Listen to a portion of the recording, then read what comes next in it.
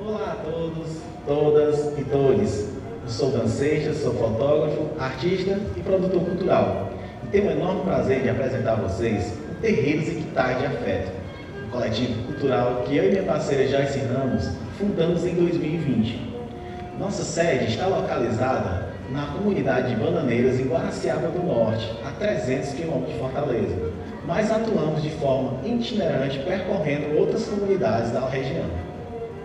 Eu sou Joyce Ramos, sou atriz, artista pesquisadora e produtora cultural e estou à frente do coletivo juntamente com o Dan. O coletivo Terreiros e Quintais de Afetos traz consigo uma proposta de tornar acessível a arte e a cultura em locais e comunidades onde as políticas públicas culturais não chegam, onde o acesso às programações e equipamentos culturais do Estado ainda não é possível. Partindo do termo terreiro e quintal, lugar de chão de terra, lugar de encontro, lugar de partilhas e brincadeiras, muito característico dos entornos das casas do interior do Ceará, criamos então o nome do coletivo, Terreiros e Quintais de Afetos, que nasce com o desejo de promover a arte e cultura nesses espaços, potencializando a relação com o território, possibilitando encontros, aprendizagens, reverberando história e fortalecendo a identidade local. Nesse contexto, nossos projetos e atividades culturais buscam promover discussões acerca de questões próximas do cotidiano e do imaginário popular local, contribuindo assim pela valorização da identidade cultural da comunidade, proporcionando, portanto, novas significações ao território e novas interações socioculturais através da arte. Em colaboração com artistas e grupos parceiros e também com o apoio da Secretaria de Cultura do Estado do Ceará, já percorremos algumas comunidades realizando ações itinerantes e trabalhando com diversas linguagens, como circo, cineclube, o grafite, teatro, o audiovisual,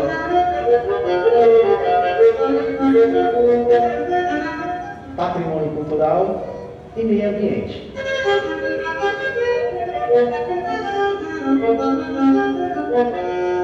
Com sede dentro da comunidade rural de Bananeira, realizamos nossas ações em parceria com os moradores, escolas e lideranças locais. Nosso objetivo é realizar uma rede de trabalho colaborativo junto ao território, gerando impactos positivos para a cultura, educação, meio ambiente e outras áreas, contribuindo também com o desenvolvimento local.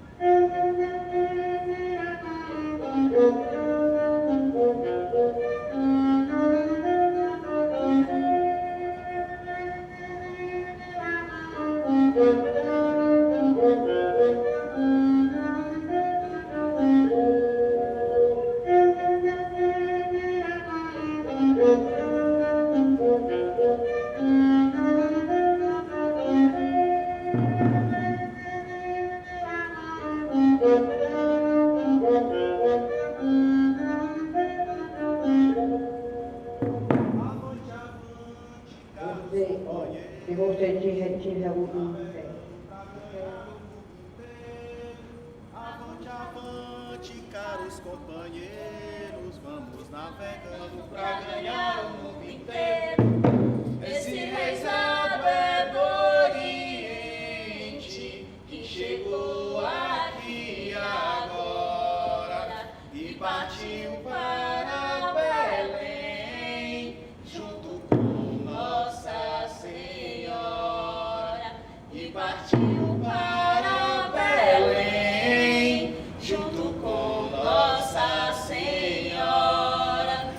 Avante, avante, caros companheiros, vamos navegando pra ganhar o mundo inteiro.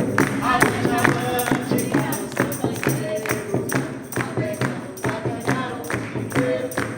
Esse regato é oriente, que chegou aqui agora. Partiu para Belém, junto com Nossa Senhora. Partiu para Belém, junto com Nossa Senhora.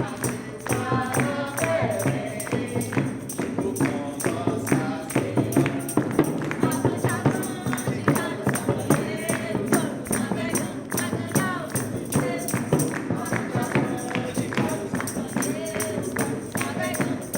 Essa é a história de toda a gente que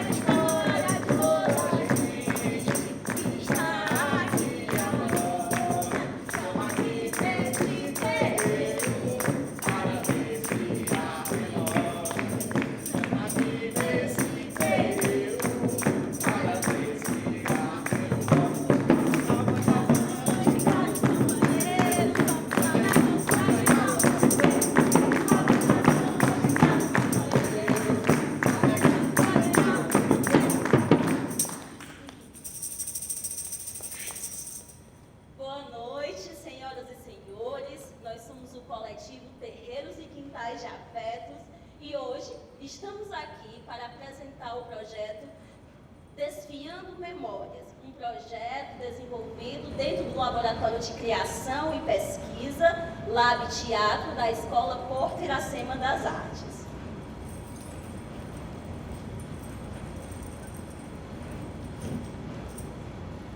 Vou me apresentar. Eu sou o Daniel. Caí de gaiato nesse projeto, ia só fotografar, mas acabei virando ator também. Né? Eu sou fotógrafo. No início do projeto eu ia só fotografar ela e hoje estou aqui junto com vocês, do lado de cá, do lado de lá. Eu sou a Joyce Ramos, eu sou a idealizadora do projeto Desfiando Memórias e hoje a nossa proposta aqui é poder compartilhar um pouco para vocês do que a gente viveu dentro do Laboratório de Criação e Pesquisa, dentro desse processo, desde março do ano passado até hoje a gente está dentro desse processo e hoje o nosso objetivo aqui é compartilhar com vocês um pouco dessas memórias, dessas lembranças que a gente foi encontrando e desenvolvendo dentro do projeto. Para começar, a gente vai falar um pouco das nossas memórias. O que a gente carrega, cada um de nós, o que nós carregamos de memórias ancestrais dentro do meu corpo. Quais são as memórias que nos fazem? Quem eu sou? De onde eu vim? Quem são meus pais? Quem são minhas avós? Meus avós? O que eles faziam? O que minha avó fazia que hoje reverbera em mim? O que minha mãe fazia que hoje reverbera em mim? O que será que me tornou artista? Por que eu estou aqui hoje? Será se foi de alguma memória que o meu corpo encontrou?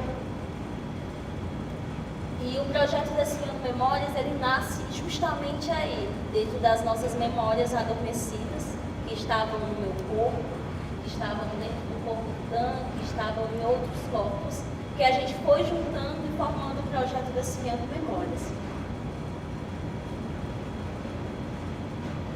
Pegando a ideia de corpo como lugar de ofício, né, esse corpo que ele faz alguma coisa, esse corpo que ele costura, esse corpo que ele fia o algodão, esse corpo que trabalha com os trabalhos manuais, isso tem uma dança. Eu estou lá com a furadeira, isso ali é uma dança.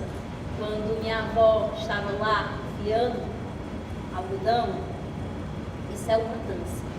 E esse nosso corpo, ele carrega essas memórias dos nossos ofícios, dos ofícios dos nossos antepassados, e o projeto ele surge justamente a partir daí, de uma pesquisa dentro do corpo como lugar de ofício. Em 2021. Em 2021, eu e Dan, nós fizemos uma residência chamada Balaias, coordenada pela Nívia Jorge e Nazaré, lá da cidade de Itapipoca. E a partir daí, dentro dessa residência, a gente descobriu o projeto Desfiando Memórias. A gente viu que os ofícios dos nossos antepassados, inspirado dentro do ofício de minha avó, que era fiadeira de algodão, como esse meu corpo, ele trouxe essa memória e como isso se torna arte, como isso reverbera no meu fazer artístico. E o Desfiando Memórias surgiu a partir dessa memória ancestral da minha avó, que fiava algodão. E dentro desse ofício, eu busquei as corporeidades que esse ofício podia trazer para a cena. De início eu comecei experimentando a dança, depois o audiovisual, e depois eu vi que ali tinha potencialidade de investigar os fazeres do cotidiano, investigar os ofícios. Nós viemos de uma comunidade onde os ofícios eles estão presentes no cotidiano. Nós somos de uma comunidade rural chamada Bananeiras, lá na cidade de Guaraciaba do Norte. E é uma comunidade rural, onde as práticas camponesas elas são muito presentes no dia a dia. E depois que a gente fez essa residência, a gente começou a ter um olhar mais afetuoso para esses ofícios, para essa simplicidade do cotidiano e como isso ali era sincero e como a gente poderia estar trazendo para a cena. E a partir daí surgiu a ideia da gente ir para o laboratório e investigar isso com mais profundidade.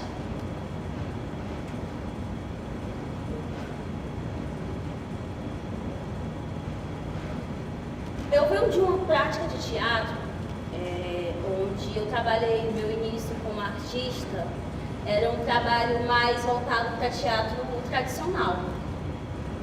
E onde o público ele era sempre o mesmo, os mesmos que tinham acesso ao teatro, ao cinema, às atividades artísticas da cidade. Na época era a cidade de Sobral, né? Eu me desenvolvi por lá, no trabalho artístico. E aquilo começou a me inquietar. Eu estou fazendo cena para as mesmas pessoas. Eu estou fazendo uma cena que talvez não sai do meu coração, não é sincero, não está em mim. Quando eu pego uma direção masculina, quando eu pego uma direção onde eu não tenho asas para explorar essas memórias, esse lugar do meu corpo que carrego em mim. E a partir disso que eu comecei a me inquietar, eu busquei outras formas de fazer teatro, outras formas de pensar o teatro, outras formas de fazer a arte, não só mais para aquele público, e sim direcionar para um público que realmente talvez queiram assistir os nossos espetáculos, se é que vocês me entendem. E a partir daí a gente pensou a ideia do nosso coletivo de ser terreiros e quintais, onde a gente abandona os espaços tradicionais de teatro, de cinema, e vai experimentar as transformações do terreiro. O que o terreiro, que é esse entorno da casa, esse lugar de chão de terra, esse lugar que está em torno da casa, ou o quintal que está nos fundos da casa, em que ele pode se transformar? O que esse terreiro se transforma? Ele é palco para teatro, né?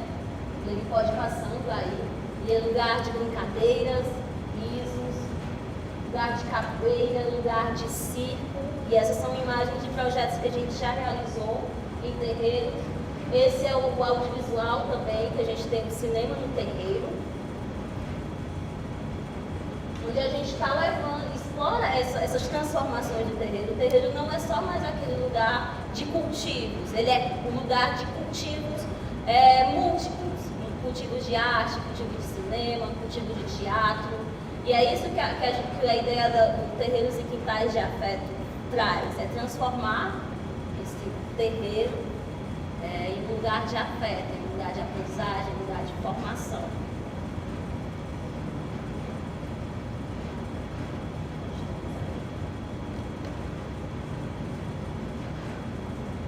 Naquela época, na época da minha. Que hoje é tudo medicina, o pessoal não faz mais. Mas um chá, aí você pega, você faz um chá, não tem a sabugueira, faz um chá da flor, da sabugueira, pega a mostarda, pega a safrona, aí passa no liquidificador a semente do gergelim, aí coloca o chá dentro e aí passa, né? Aí você dá o chá para a pessoa tomar. Aí pronto. Não precisa de outra medicina melhor. E às vezes você tem uma dor de barriga, você tem uma dor de barriga, você faz uma outra que faz mal, você pega o bolo, você faz um chá, toma. Se você estiver gripado, você pega o limão, corta em cruz, bota para cozinhar, bota o alho dentro, bota alho, né? Faz o chá e toma com comprimido.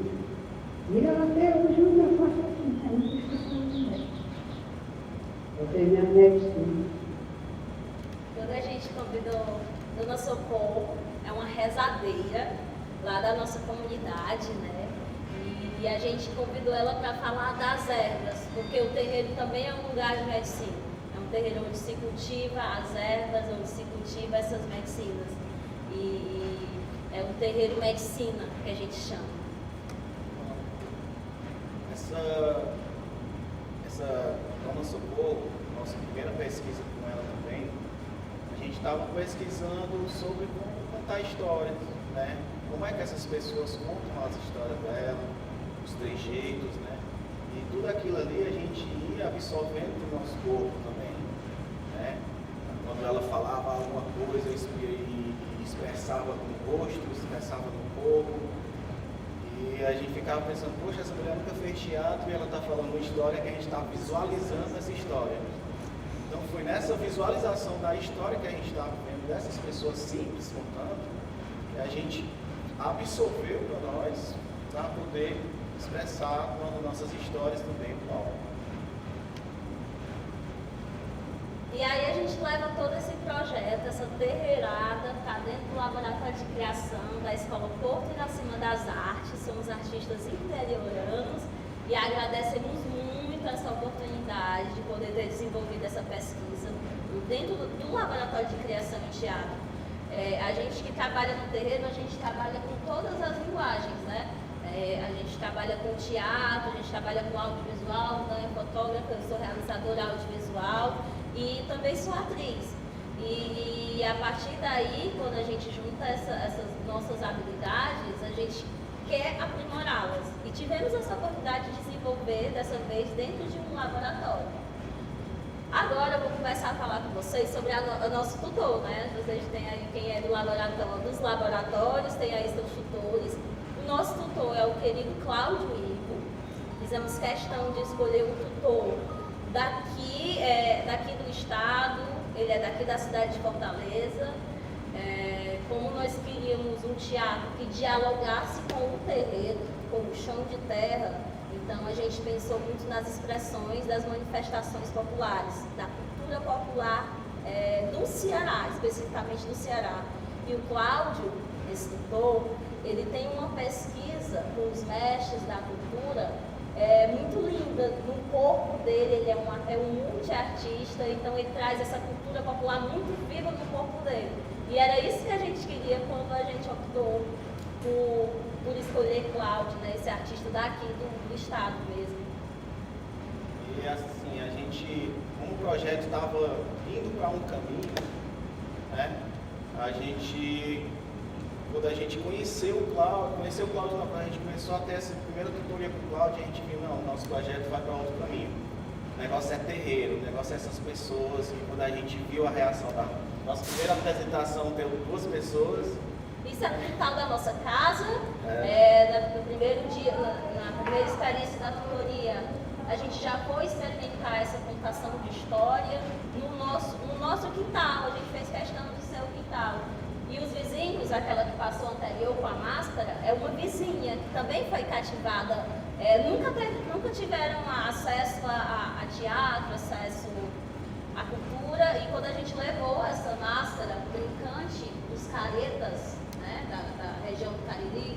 Cláudio levou, encantou, ela gostou, de uma certa forma cativou e o Cláudio, ele fez essa conexão também com os nossos vizinhos, com os entornos. Não só cativou a gente não só estava desenvolvendo a tutoria lá dentro do nosso espaço, mas sim no entorno, no terreiro e cativando também os moradores. Porque até então a gente era só os malucos da comunidade, né? O cabeludo, era os doidão que passavam e ninguém botava fé na gente. Aí do nada a gente aparece com teatro, a gente aparece com essas manifestações. Aí agora o pessoal já fala com a gente, já olha pra gente com outros olhos, né? E isso foi um processo também dentro da nossa comunidade. E até então as pessoas não conheciam nada de manifestação antirracista. Tanto é que nesse dia deu só 2 pessoas, mas compensação longe, eram várias pessoas observando, né? Não tinha esse costume de chegar, né, no teatro, de assistir, de sentar, de assistir. As 2 únicas pessoas que foram 2 mulheres que ainda estavam bebendo no bar, né? Aí a gente, ei, pode beber aqui. E uma família que a gente convidou, foi na casa deles convidar. Tem uma família também que apareceu. 2 mulheres e uma família também. Mas foi a primeira, assim, eu nunca tinha atuado na minha vida, né? Nunca tinha feito nada parecido, eu era muito tímido, né? Eu nunca tive coragem de me manifestar artisticamente assim. De estar aqui hoje na frente de vocês, para mim, já é uma conquista muito grande pessoal, né? Dessa manifestação artística que está surgindo. E foi justamente nessa tutoria que eu me manifestei, comecei a atuar. Achei um ator que estava dentro de mim, que eu nunca tinha conhecido, né? Até eu não conhecia esse ator que estava em mim. E a cultura popular foi onde eu comecei a me apaixonar, né? E foi isso que me fez estar aqui hoje. Sou muito feliz por isso também. São alguns registros da gente lá no quintal do nosso socorro. A gente vai falar muito dela hoje, é uma pessoa que a gente tem muito afeto lá na comunidade. O Cláudio com ela também. A gente brincando cheirando as ervas dela, sentindo o cheiro do quintal de Dona Socorro, o nosso cheiro do quintal de Dona Socorro, cheiro de casa de vó, cheiro de fogão a lenha, de cafézinho passado, ó, lá na hora do fogão a lenha. A gente, sempre que é possível, a gente vai lá, tem esse contato com ela e ela recebe a gente muito bem. Ela fala tudo que está fazendo para receber a gente, ou para rezar em alguma pessoa que chega. A gente, só para ter noção, né, se vocês têm noção, a gente estava com o nosso cachorro, né? A gente não tem filhos, mas a gente tem um cachorro. E o cachorro estava passando por uma situação de quase envenenamento, né? E daí a gente levou ela lá, só na fé mesmo, e o cachorro com 3 dias de reza, ele já estava bonzinho. Nossa fé, junto com a fé de Dona Socorro, foi que curou o nosso dia. Nessa pesquisa a gente começou a pensar na Dona Socorro, porque já nesse primeiro contato que a gente teve com a reza, a gente sentiu essa força da pessoa simples, né? Uma pessoa, e foi onde a gente começou a ter essas conversas com ela, né? Foi de onde surgiu mais a pesquisa também, tanto é que a gente visitou muito a casa da Dona Socorro, de vez em quando a gente estava lá no café. A gente visitou, dentro do nosso trabalho de pesquisa, alguns lugares, algumas pessoas que fazem parte, que estão compondo algumas cenas do nosso espetáculo e que são embasados dentro dessa pesquisa. A primeira delas é a Casa de Farinha, onde a gente faz uma vivência com a feitura da farinha. As mulheres descascam mandioca, os homens tomam a farinha.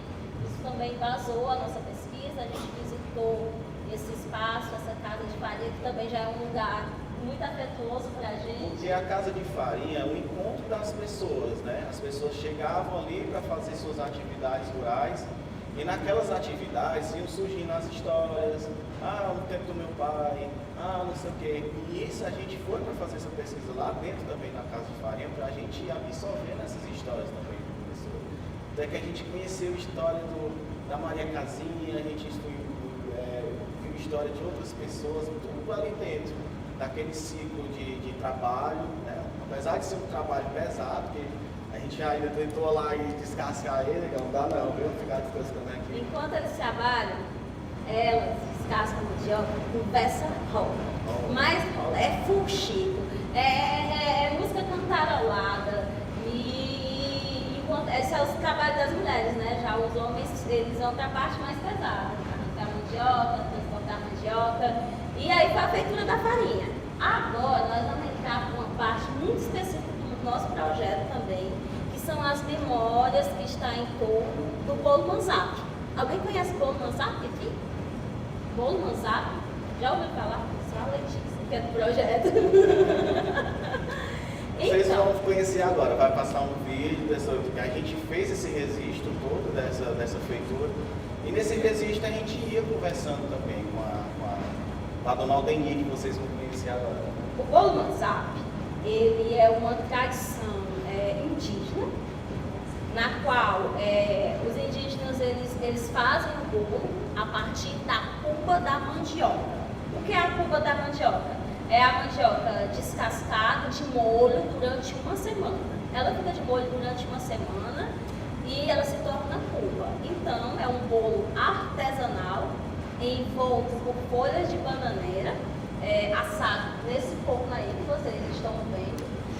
Essa massa é a cuba da mandioca, temperada com canela, cravo, casca de tangerina e algumas ervas tão cheirosas que... E o bolo manzap, ele traz muitas memórias para mim, né? Eu, quando era mais criança, eu fazia questão de dizer: mãe, toda vez que você for na feira, traz bolo manzap para mim, de preferência o mais queimadinho, que é o que eu gostava. E desde criança que eu tenho essa memória com o bolo manzap, mastigar ele, sentir as texturas do bolo, os gostos das ervas. Eu nem sabia como era feito o bolo. Essa foi a primeira vez que eu tive contato com o bolo, sendo que é um bolo que eu como desde criança e que eu gosto muito.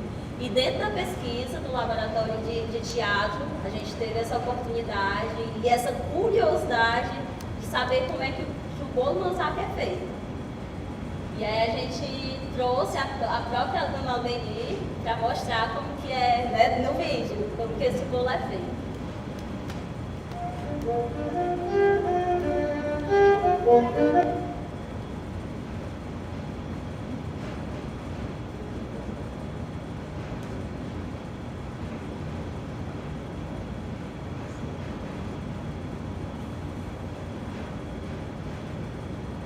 Você.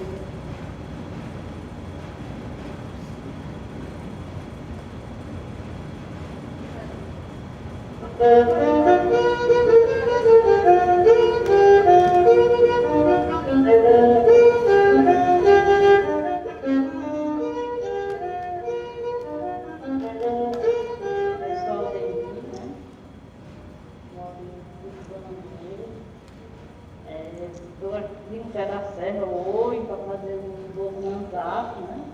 Aí aqui é os temperos do bolo, né? A gente vai botar os temperozinhos, é canela, isso aqui é casca de tangerina, de laranja, né?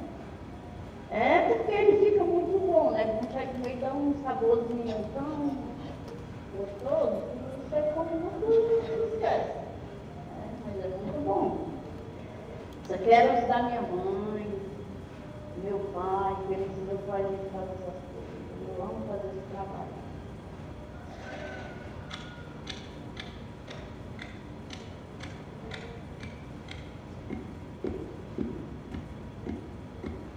Comecei a trabalhar na roça, eu tinha 11 anos.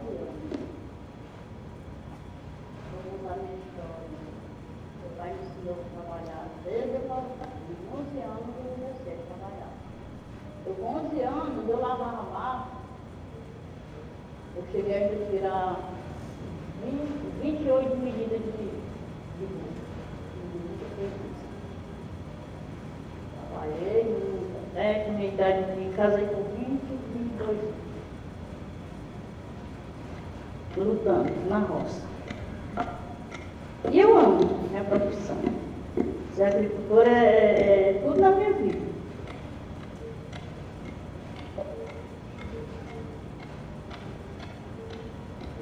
Aprendi com a minha mãe. Minha mãe falava que o meu pai fazia, ela fazia beiju, tem aquele beiju de couro, né? Aí a gente todo final final de semana, sexta-feira, ela mandava arrancar aquela caixinha, era um grajal, né? Não era caixa assim não. De mandioca, a gente raspava, aí imprensava, fazia o beijo para ela vender na realidade. É que eu nasci e me criei no Buqueirão. Aí lá ela fazia o beijo todo final de semana. Era beijo e tapioca, ela tinha que fazer no estado. E os bolos também a gente fazia aí, viu? Meus avós, da minha mãe, da minha mãe, e hoje ainda estou pegada, né?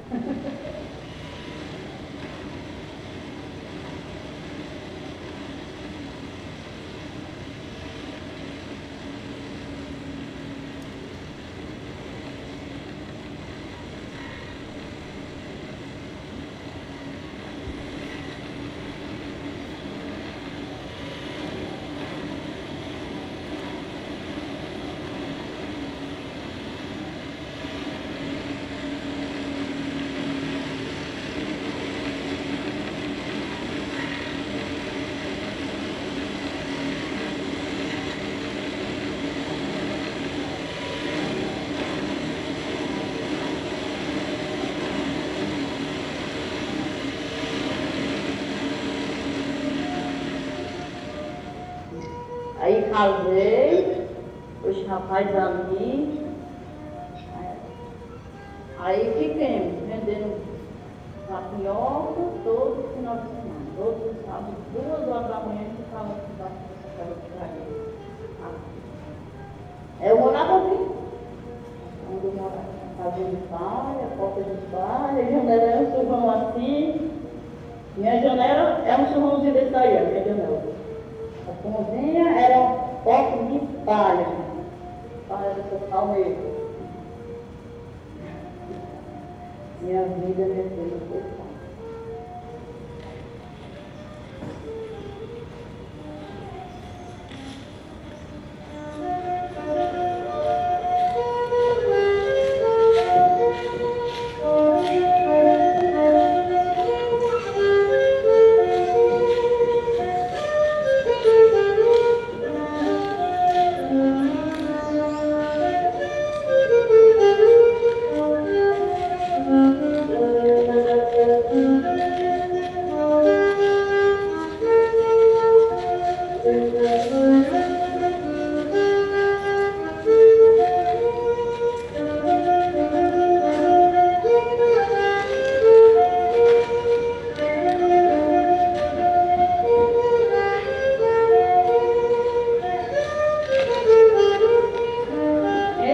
Eu casei com esse rapazinho aí, tudo aqui era difícil.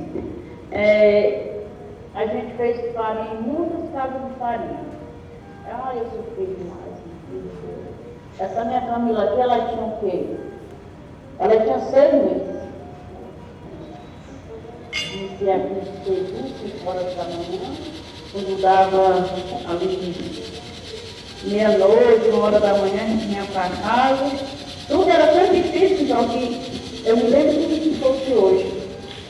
A minha fiquei com sono, para vir lá na casa de farinha, eu pulei um pneu desse danado. Um lençolzinho rasgado, pulei o pneuzinho, botei ela para dormir dentro. Porque não tinha que me emprestar só uma rede, nem nada. Hoje as coisas estão muito fáceis, né? Mas eu sofri muito. Para a gente chegar até aqui, a gente sofreu muito.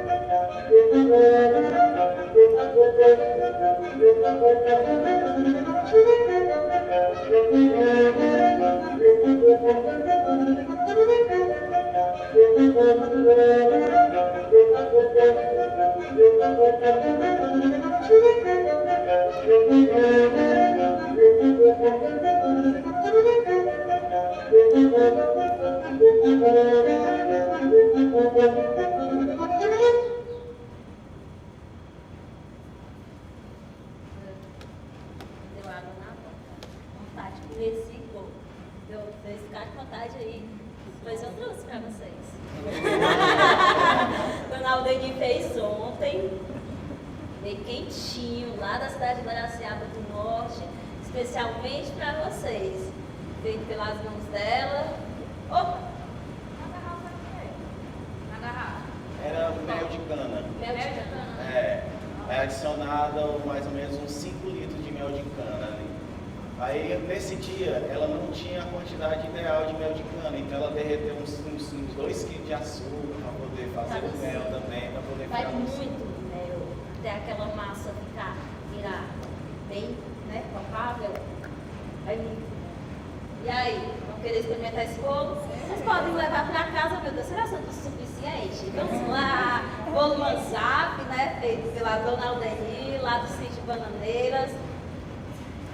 Se é à vontade, ai meu Deus, você vai detalhar seu bolo. Vocês podem dividir, né, também, qualquer coisa. Vai sobrar.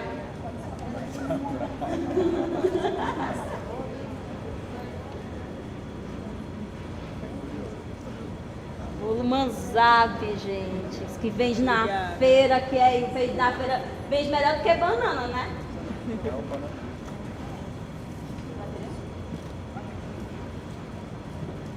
Desse lado aqui. Aí o cheiro do bolo Manzap. parece pouco, né? Tem pouco também, mas muitas ervas, né? Tem tudo.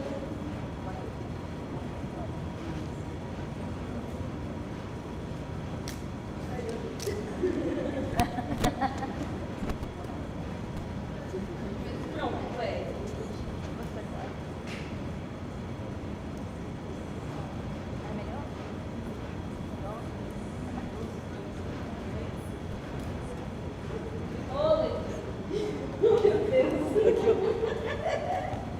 Bom apetite para quem? Tipo meu coordenador, né? Eu prometi. Então, dando continuidade, né?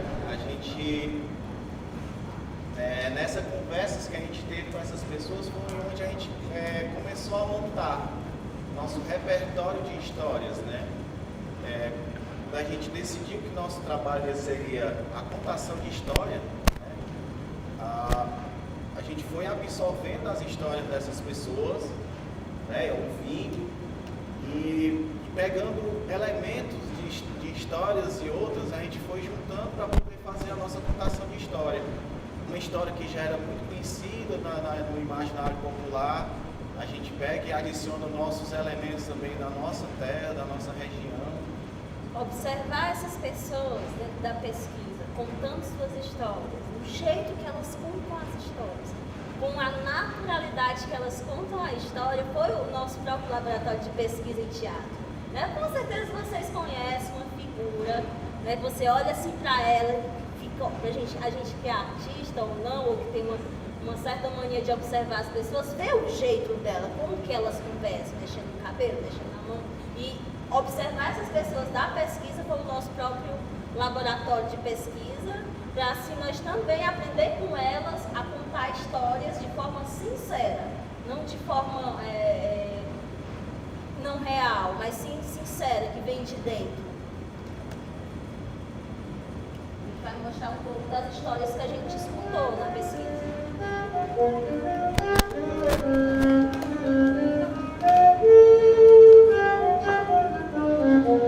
E então o seguinte era esse meu pai, nós apanhamos os 6 comigo.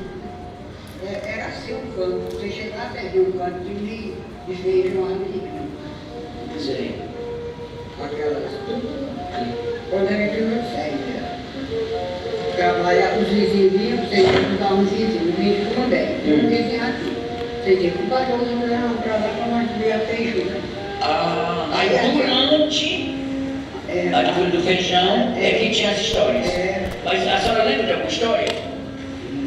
E meu pai, ele via feijão, Sim. ia contar a história de lobisomem. Tá, mas a senhora lembra de uma história para contar pra gente? Uma história que o pessoal contava na roda, contava de mulher do feijão?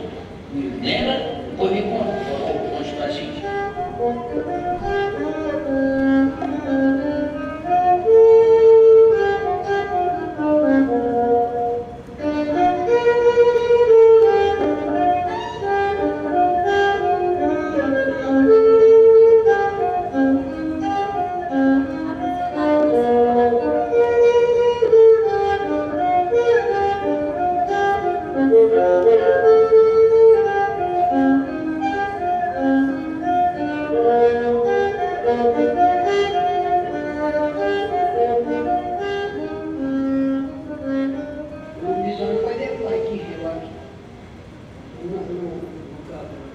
Para chegar na casa dele, ele ia ter que passar e tinha um rio, né?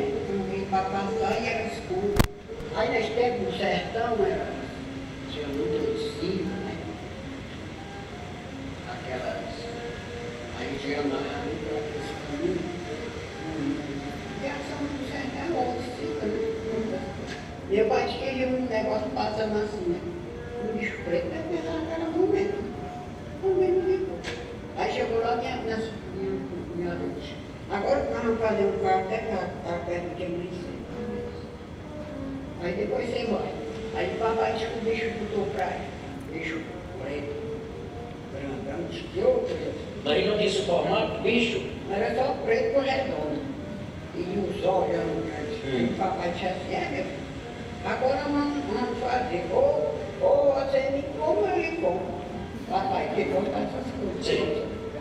Aí vamos ver qual é o mais forte, é eu ou você, pai, com a roçadeira. Aí eu sei que o papai disse que ele ficou, não queria brigar com o papai não. Acho que ele já estava fazendo mesmo. Quando o papai chegou bem aqui assim, esse negócio aqui, tá ele de novo. O papai de novo, o que é que você quer? Aí passou o bicho me fala. Eu sei que o papai disse que aí disse que ele ficou lá na irmã. Quando foi no outro dia, meu irmão fugiu e viu ele. Viu ele dentro e na cabeça assim. Aqui, isso aqui, tinha uma estrada aí. E acompanhou ele correu, quando ele chegou aqui sem ver. Aí a minha mãe perguntou o que era, ele sem poder dizer só.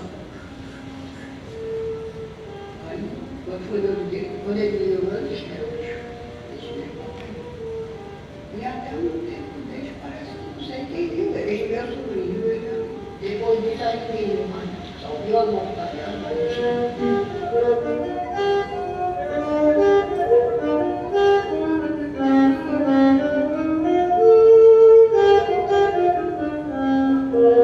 A senhora sabe de alguma história de assombração, de visagem, que o senhor ouviu do seu pai, do seu avô, alguma história assim que eles contavam antigamente? Eu tenho uma história que meu pai contava.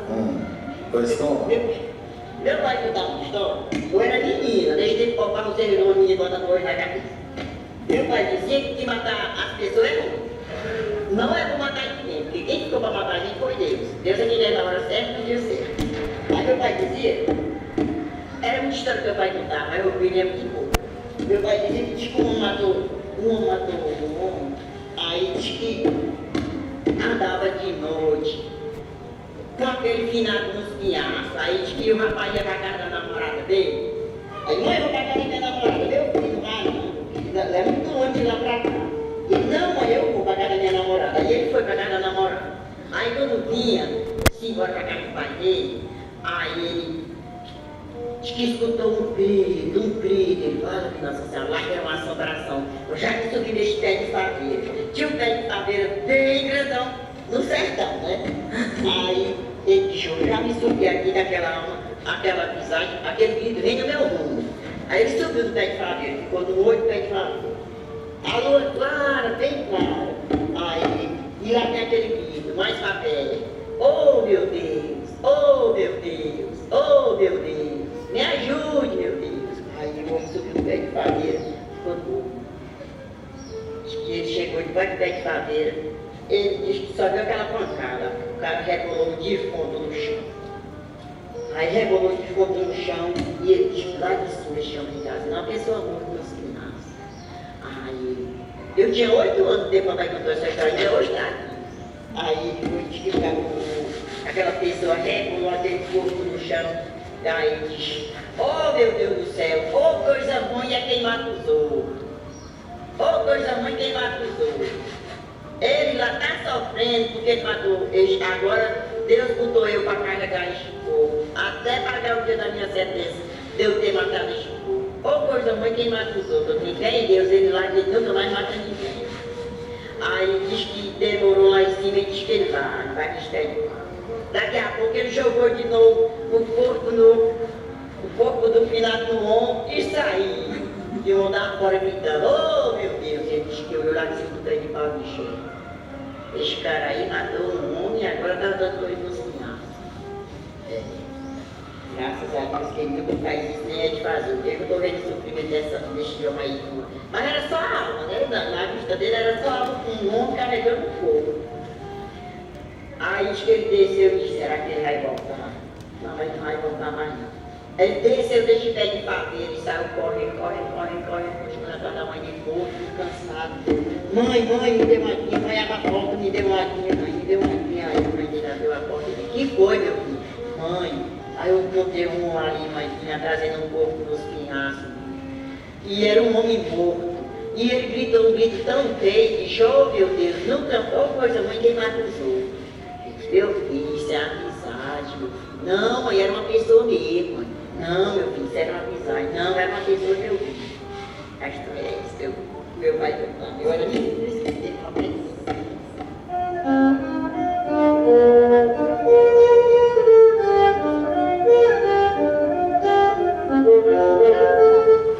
Vou mudar porque tinha nós de casinha. É porque pro pai, ele tinha a mãe dele, o nome dela era Maria, né? Aí, ela sabia, aí as casinhas dela era de pai, o vestido das casinhas, tudo era de pai. Hoje ninguém quer morar em casa de pai. Aí um tempo a casinha dela pegou fogo, ela pegou outra casinha de pai. Aí quando a casinha já tá, as paias ruins, ela disse, não, não quero mais essa casa aqui não, ou eu quero fazer outra casinha. Vai, Raimundo, outra casinha pra mim, o Raimundo é meu pai, né? Aí ela, vai fazer outra casinha pra mim, essa daqui já tá vendo, eu quero outra casinha. A minha avó, mãe do meu pai. Aí a avó fala, mãe, essa casinha tá boa, não, eu quero. Você quer a casa, eu quero outra casinha. Eu só sei que ela quer um bocado de casinha, ela só, quando uma tava ficando velha, ela queria outra mais nova. De paia, né? De paia. Aí diz que ela tem um bocado de casinha. Daí, Dona Maria não está seu nome agora de Maria Casinha, porque você não quer, quando uma casa está com 2 anos que está feio. Mas também espera um quartinho e o resto tudo é colher de paia. Aí ela diz, não, essa casa aqui está velha, eu quero é outra mais nova. Aí só fazendo casinha de paia.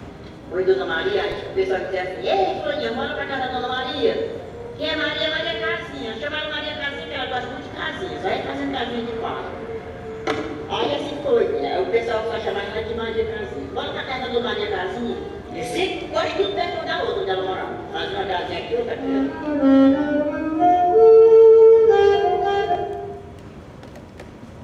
Dona Maria Casinha, menina, essas histórias que a gente está desfiando, escutando, transformando em cena para rodar com elas lá na nossa comunidade. Em outros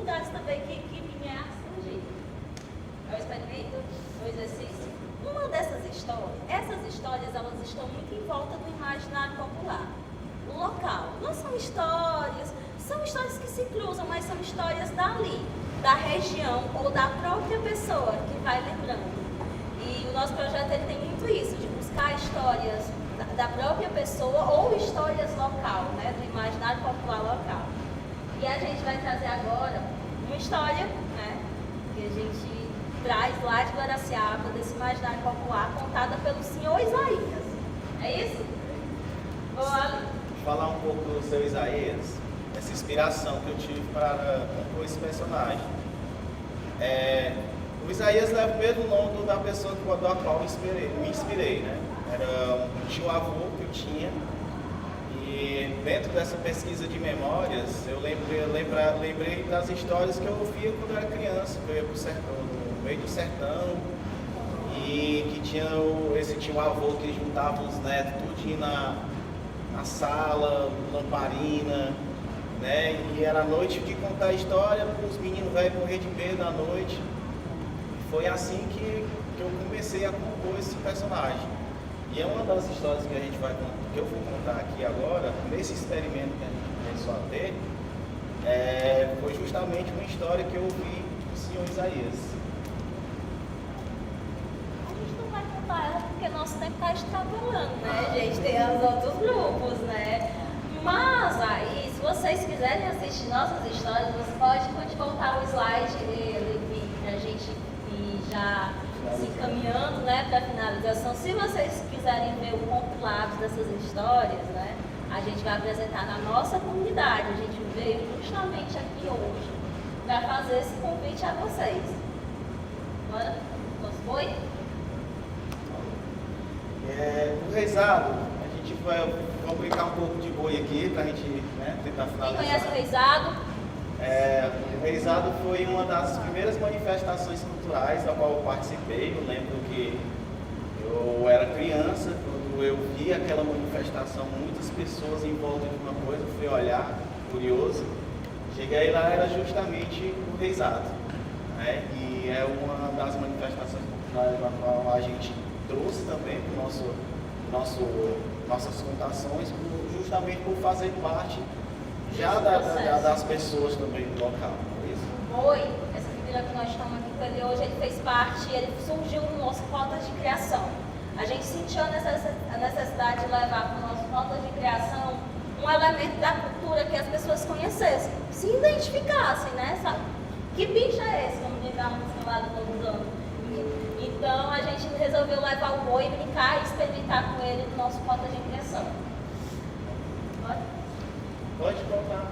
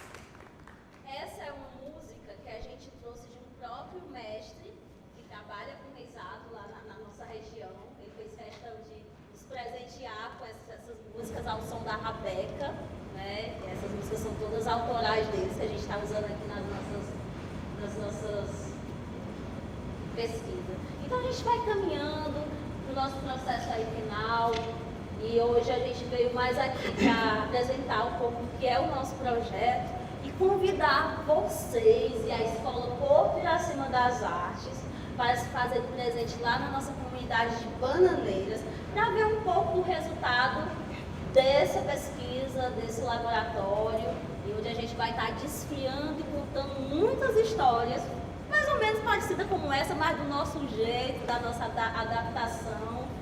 E é isso. Então, estão todos convidados da Escola Porto Iracema das Artes, a gente espera vocês por lá.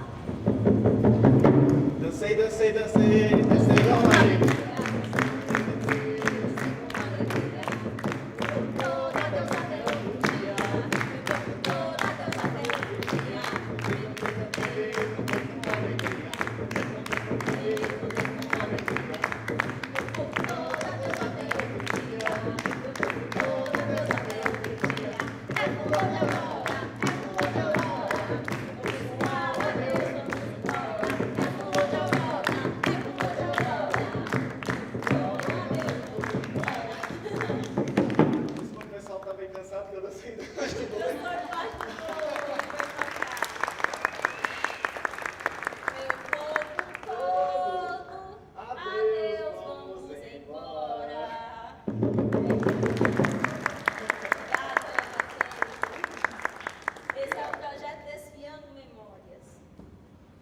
Espero um dia a gente voltar aqui contando realmente essas histórias, né? Porque hoje a gente só veio apresentar essa troca, mas se Deus quiser um dia a gente retorna com esse trabalho já montado, bonito para todos vocês.